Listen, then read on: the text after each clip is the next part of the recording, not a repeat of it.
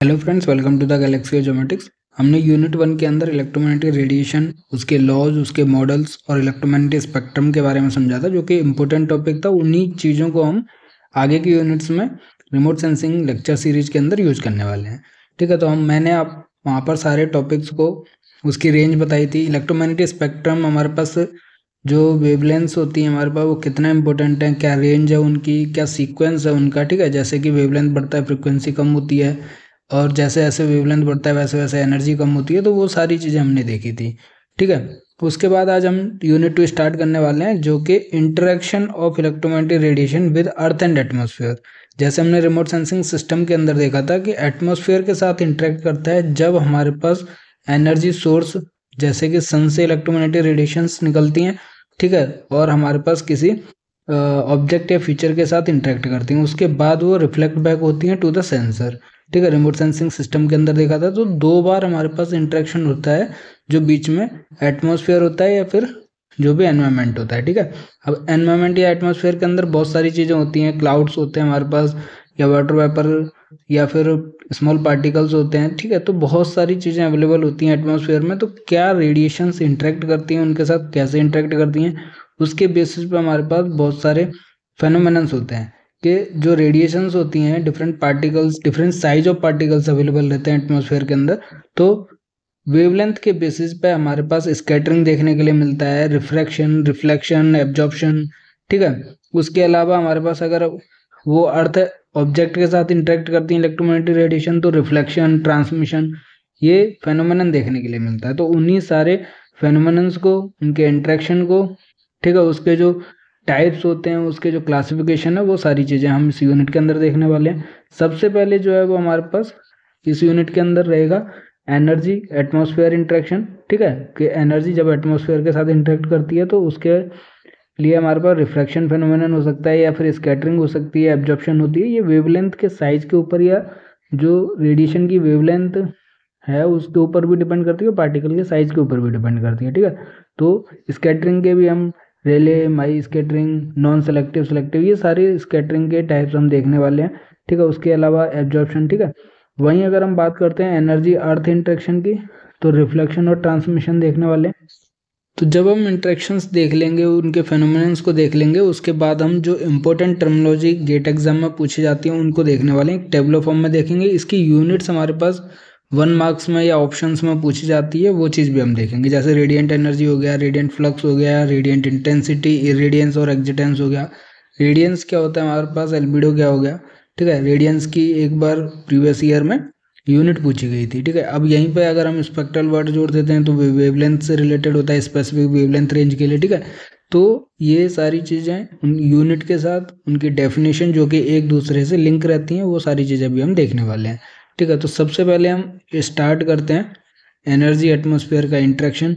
जैसे मैंने आपको इसका ओवरव्यू तो रिमोट सेंसिंग सिस्टम के बेसिस पे बता दिया है, तो उसी से आप देख सकते हो कि the word atmosphere refers to the gas layer surrounding the earth. Constituents of atmosphere जो अवेलेबल है हमारे पास, नाइट्रोजन हो गया, oxygen, carbon dioxide, ozone, water vapour और अदर गैसेज हमारे पास अवेलेबल रहती हैं एटमॉस्फेयर में। ठीक है, तो electromagnetic radiation coming from the sun has to pass through the earth atmosphere twice before being detected by the satellite sensor. तो ये चीज़ मैंने आपको बता दी कि पहले वो हमारे पास एनर्जी सोर्स से रेडिएशन जब ऑब्जेक्ट तक आती हैं और ऑब्जेक्ट से इंटरेक्ट करने के बाद वापस सेंसर तक जाती हैं और सेंसर डिटेक्ट करता है, तो 2 बार हमारे पास इंटरेक्शन होता है एटमॉस्फेयर के साथ इलेक्ट्रोमैग्नेटिक रेडिएशंस का। ठीक है, so once on its journey from the sun to the earth, and second time after being reflected और emitted by the earth surface to the sensor. ठीक है, particles or gases present in the atmosphere interact with the incoming light and reflected emitted radiation. Our interest in this interaction is related to the fact that atmospheric components diffuse, refract, reflect, absorb and emit electromagnetic radiation, changing the original radiance of the objects observed by the remote sensor.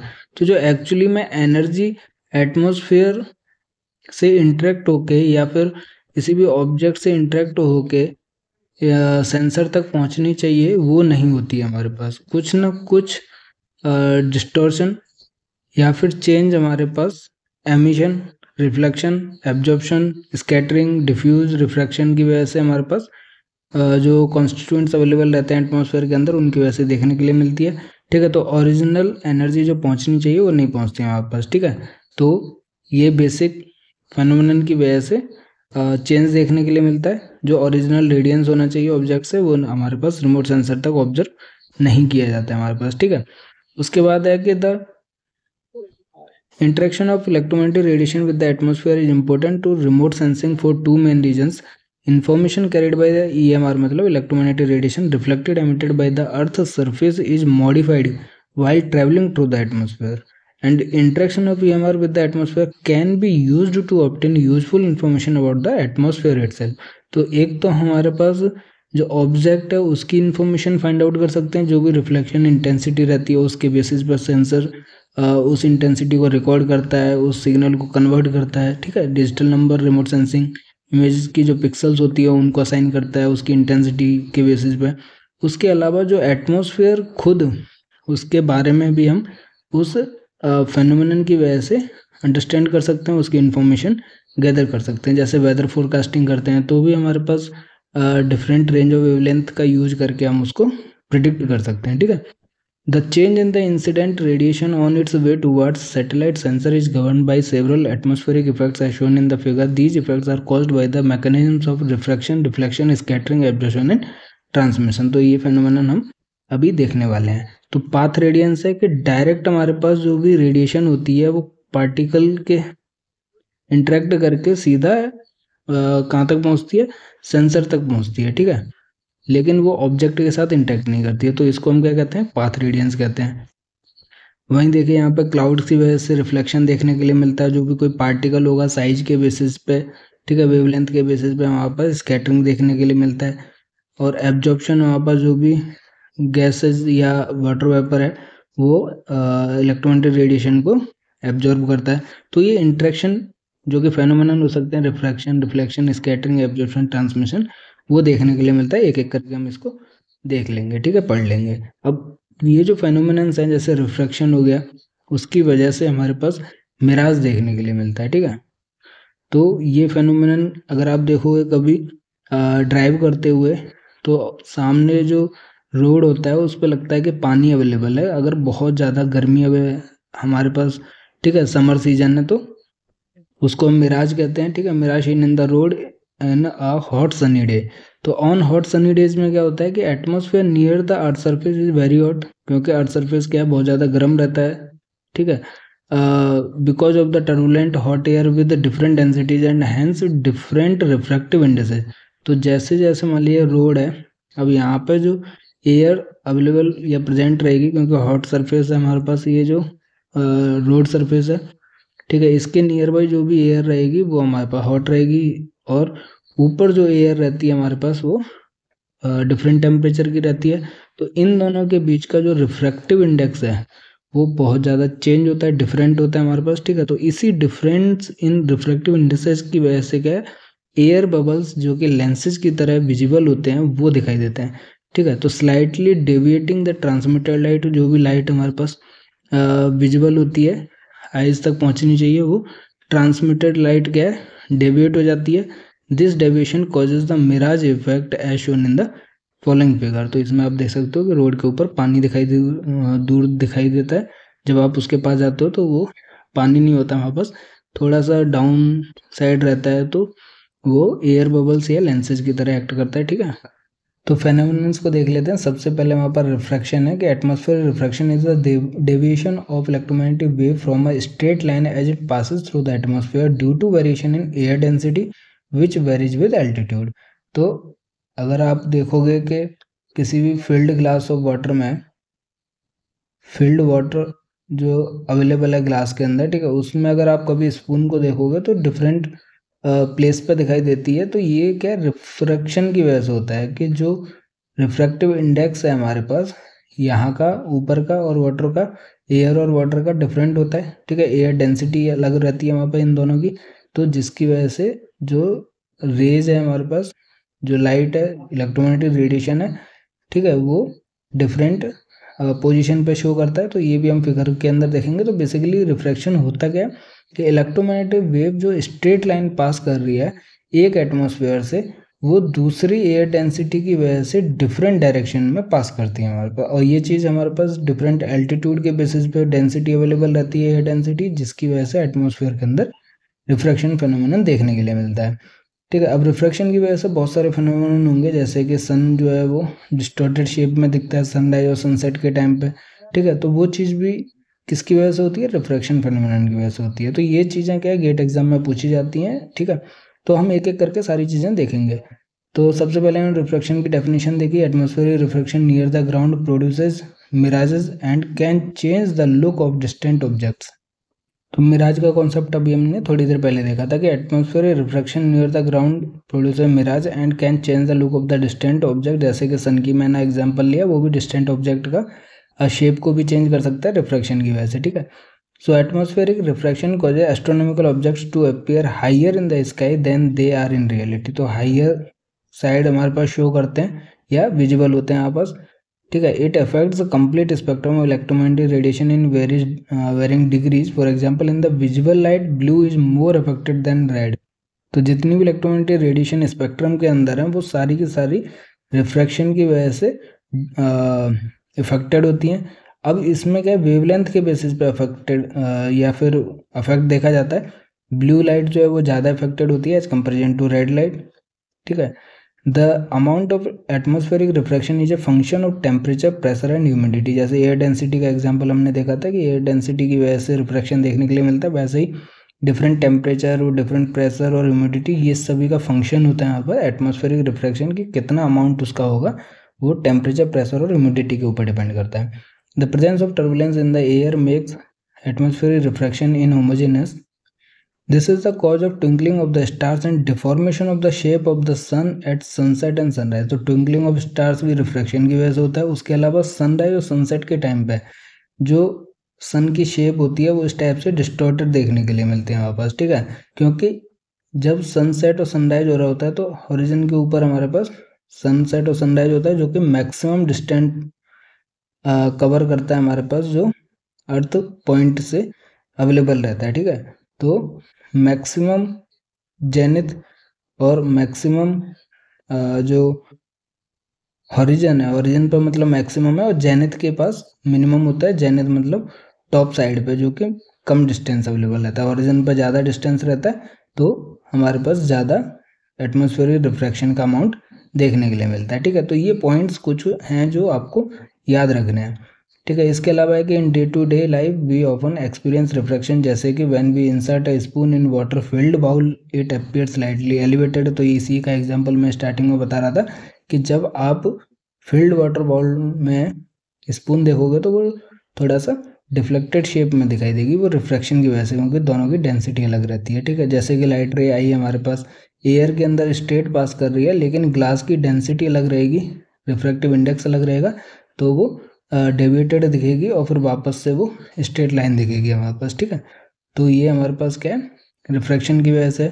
उसके अलावा refraction का सबसे best example है कि जब white light pass करती है through a prism, it जो कंपोनेंट्स होते हैं विबग्योर मतलब विजिबल लाइट से लेकर रेड लाइट तक are visible on the other side of the prism illustrating the refraction phenomena. तो जब आप देखोगे इंद्रधनुष जिसको बोलते हैं, तो वहाँ पे भी इस टाइप के कलर दिखाई देते हैं। तो बेसिकली रिफ्रैक्शन फेनोमेनन की वजह से ही होते हैं कि जो वाइट लाइट है प्रिज्म के एक कॉर्नर से वो 7 जो कलर्स हैं उसमें स्प्लिट होती हुई दिखाई देती है, विजिबल होती है वहाँ पर। दूसरा एग्जांपल हमने देख ही लिया स्पून वाला, और तीसरा जो है वो हमारे पास 2 मीडिया की वजह से जो रिफ्रैक्शन ऑफ लाइट है वो रिप्रेजेंट कर रहा है हमारे पास। ठीक है, तो अगर डिस्टॉर्टेड शेप की बात करें तो हॉरिजन के ऊपर सनसेट और सनराइज के टाइम पे ये डिफॉर्मिटीज सन शेप में दिखाई देती है, तो ये भी रिफ्रैक्शन की वजह से।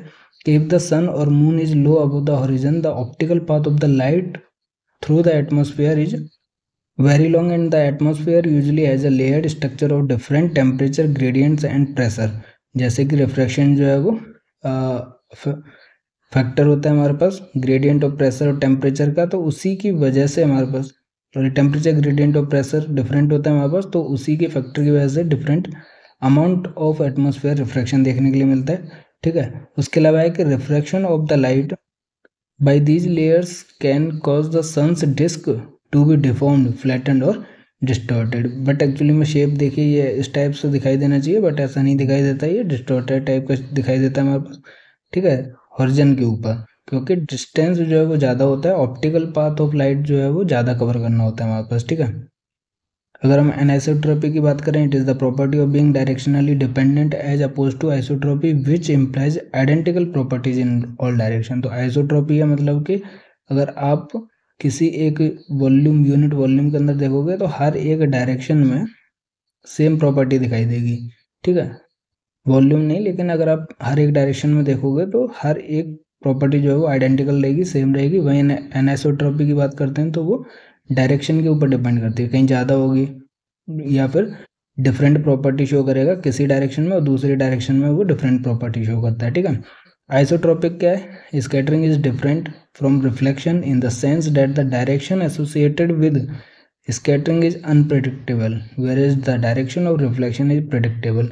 तो जैसे स्कैटरिंग और रिफ्लेक्शन की अगर हम बात करते हैं तो कोई भी ऑब्जेक्ट हमारे पास अवेलेबल है मान लीजिए, ठीक है, अब उससे अगर हमें रिफ्लेक्शन की बात करनी है तो जिस डायरेक्शन से आया उसका कुछ ना कुछ इंसिडेंट और रिफ्लेक्शन एंगल रहता है, मतलब कि जो रिफ्लेक्शन का डायरेक्शन होता है वो प्रेडिक्टेबल होता है। वहीं अगर हम स्कैटरिंग की बात करते हैं तो वो अनप्रेडिक्टेबल होता है कि कितना अमाउंट किस डायरेक्शन में होगा, वो उसकी वेवलेंथ और साइज ऑफ पार्टिकल के ऊपर डिपेंड करता है। तो ये स्कैटरिंग और रिफ्लेक्शन में बेसिक डिफरेंस है हमारे पास। ठीक है, scattering redirect the incident electromagnetic radiation and deflects reflected electromagnetic radiation from its path. तो ये रिफ्लेक्ट करता है लेकिन डिफरेंट डायरेक्शन में डिफरेंट अमाउंट को लाइट को स्कैटर करता है हमारे पास। ठीक है, एरोसोल्स क्या है कि जो एयरबोर्न पार्टिकुलेट मैटर जो एटमॉस्फेयर के अंदर प्रेजेंट होते हैं उनको हम एरोसोल्स कहते हैं। तो एक फिनोमेना हमने रिफ्रैक्शन के बारे में समझा, उसको देखा एग्जांपल्स को, उसकी वजह से क्या क्या जो डेली लाइफ में प्रोसेस होते हैं वो भी चीज़ समझी। ठीक है, और जो गेट एग्जाम में पूछी जाती है वो चीज़ भी देखी। वैसे ही हम स्कैटरिंग स्टार्ट करने वाले हैं जो बहुत ज़्यादा इंपॉर्टेंट टॉपिक है। तो इस टॉपिक को देखते हैं हमारे पास कि most of the light that reaches our eyes comes not directly from its sources but indirectly by the process of scattering. तो देखिए हमारे पास कितना जो डेली लाइफ का फेनोमेनन है, कितना ज़्यादा जो भी लाइट्स हमारे पास पहुंचती हैं आइज में, जब जो भी ऑब्जेक्ट हम विजिबल करते हैं तो उसका जो सोर्स है वो डायरेक्टली हमारी आइज तक नहीं पहुंचता हमारे पास, वो स्कैटरिंग की हेल्प से पहुंचता है, इनडायरेक्टली पहुंचता है। ठीक है, जैसे कि you can see diffusely scattered solar radiation when you look at clouds और at the sky. The land and water surfaces and the object surrounding us are visible through the light they scatter. तो जितनी भी water surface हैं, land surface है हमारे पास, जो भी objects हैं वो स्कैटरिंग की हेल्प से ही, क्योंकि वो लाइट को स्कैटर करते हैं, उसकी वजह से हमारे पास विजुअल होता है। जैसे कि एक इलेक्ट्रिक लैम्प की बात करते हैं कि it does not send us light directly from the luminous filament but usually glows with the light that has been scattered by the glass bulb। तो जो भी फिलामेंट होता है वो डायरेक्टली आइज तक नहीं पहुंच रहा है, जो बल्ब का पोर्शन बाहर का होता है वो स्कैटर करता है उसकी लाइट को, और वही लाइट हमारी आइज तक पहुंचती है हमारे पास। ठीक है, तो स्कैटरिंग फिनोमेना बहुत ज़्यादा यूजफुल है। Unless you look at a source such as sun, a flame और an incandescent filament with a clear bulb, you see light that has been scattered. In the atmosphere, you see many colorful examples of the scattering generated by molecules, aerosols, and clouds containing droplets and ice crystals। तो atmosphere के अंदर जो भी constituents हैं, जो भी components हैं उसके, उनकी वजह से बहुत सारी चीज़ें हैं कलरफुल दिखाई देती हैं वहाँ पर। Molecules, aerosols, cloud contains water droplets, ice crystals, इन सभी की वजह से। अगर आप कलर की बात करते हो तो स्काई जो है वो ब्लू कलर का दिखाई देता है, क्लाउड्स जो है वो वाइट कलर के दिखाई देते हैं। ठीक है, मैग्निफिसेंट रेनबो दिखाई देता है आपको, हेलोज दिखाई देते हैं। ठीक है, to name a few all are optical phenomena due to scattering. ये चीज़ आपको याद रखनी है। जो रेनबो का मैंने रिफ्रैक्शन में डिस्कस किया था कि 7 लाइट्स जो हैं वो बेसिकली प्रिज्म का भी एग्जाम्पल था। तो यहाँ पे जो फेनोमेनन क्लाउड्स में दिखाई देता है रेनबो वाला, वो स्कैटरिंग की वजह से दिखाई देता है हमारे पास। ठीक है, तो sky blue colour, clouds white colour और रेनबो, उसके अलावा बहुत सारे फेनोमेनन से जो स्कैटरिंग फेनोमेनन की वजह से दिखाई देते हैं। ठीक है, Scattering is a physical process associated with the light and its interaction with matter. It occurs at all wavelengths covering the entire electromagnetic spectrum. तो हर एक रेंज ऑफ वेवलेंथ जो है वो स्कैटरिंग प्रोसेस को फॉलो करती है। वो डिपेंड करता है कि सामने जो है उस पार्टिकल का साइज क्या है, ठीक है, उसके बेसिस पर different types of scattering phenomenon देखने के लिए मिलते हैं। तो अगर आप देखोगे स्काई ब्लू कलर का दिखाई देता है, ठीक है, तो ये जो सनलाइट है ब्लू कलर जो है वो ज़्यादा स्कैटर करता है वहाँ पर, इसलिए आइज तक ब्लू कलर पहुँचता है और इसलिए स्काई जो है वो ब्लू कलर का दिखाई देता है। So continuously abstract energy from the incident wave and re-radiates that energy in all directions. Therefore, a particle may be thought of as a point source of the scattered energy. In the atmosphere, the particles responsible for the scattering cover the sizes from gas molecules.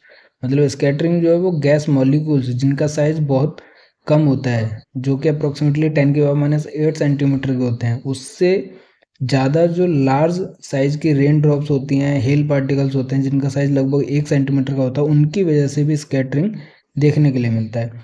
तो जैसे मैंने आपको बताया कि वो wavelength और size of particle के ऊपर डिपेंड करता है कि किस टाइप की स्कैटरिंग हमारे पास अकर करेगी, ठीक है। The relative intensity of the scattering pattern depends strongly on the ratio of the particle size to the wavelength of the incident wave. If scattering is isotropic, the scattering pattern is symmetric about the direction of the incident wave. तो अगर scattering isotropic है, मतलब isotropic का क्या है कि हर एक direction में उसकी प्रॉपर्टी सेम है, तो अगर आप देखोगे स्कैटरिंग जो रहेगी वो सिमेट्रिक रहती है, ठीक है। तो आप इस सभी का जब हम टाइप ऑफ स्कैटरिंग देखेंगे वहाँ पे आपको अच्छे से डायग्रामेट्रिकली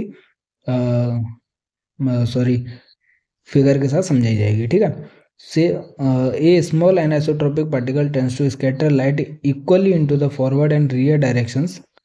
when the particle becomes larger, the scattered energy is increasingly concentrated in the forward directions with the greater complexities.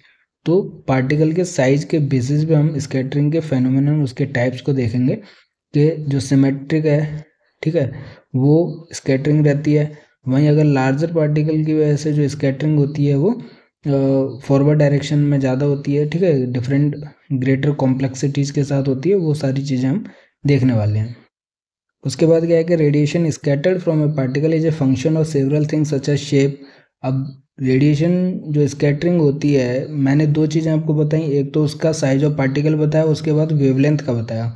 उसके अलावा बहुत सारी फैक्टर्स होते हैं जो रेडिएशन को स्कैटर करते हैं, जैसे उसका शेप क्या है, हमारे पास साइज क्या है और इंडेक्स क्या है पार्टिकल का, ठीक है।